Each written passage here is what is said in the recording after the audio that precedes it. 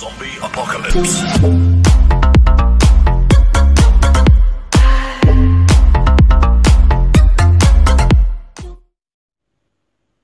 I pozdrav drugari, evo nalazimo se ovdje na jednom interesantnom sajtu koji se zove Orbiting Frog, astronomija, nauka i tehnologija. Da vidimo čemu nas to uči astronomija, nauka i tehnologija. Dakle, kao što vidite ovdje imamo time-lapse zemljine rotacije, gledano iz svemira u toku jedne godine, sa satelita koji se zove EUMETSAT, sa geostacionarne orbite koja se nalazi na nekih 36.000 km. Dakle, to su geostacionarne orbite satelita. Sada ćemo da pogledamo ovaj snimak, a vi sami pokušajte da provalite o čemu se ovdje radi. Evo, ja ću vam ga pustiti. Obratite pažnju na Saudijsku Arabiju, dakle imamo u kadru Afriku i Saudijsku Arabiju. Dakle, time-lapse od 2010. do 2011. godine kretanja Zemlje.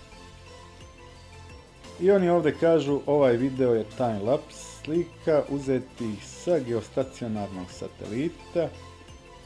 Tu se pokazuje čitava godina zemljine rotacije oko Sunca od 2010.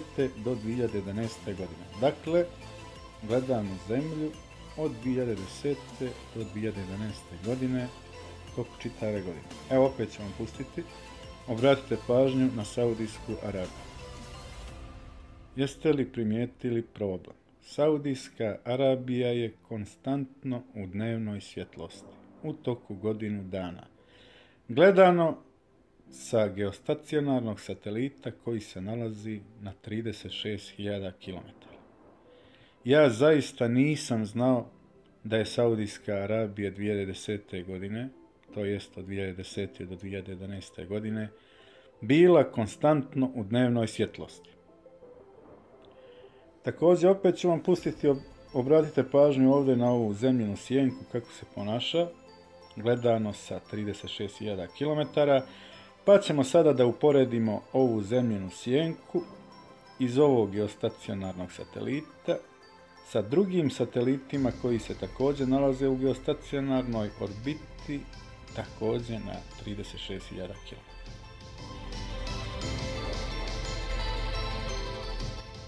I kao što vidite, ovdje imamo drugi snimak Zemlje iz geostacionarne orbite, također sa 36.000 km. Evo vidite kako ovaj snimak izgleda. Vidimo kako se ponaša sjenka na ovom snimku. Ona izgleda potpuno drugačije nego što smo to vidjeli u prošlom videoklipu. Ajde da ovo sada uporedimo.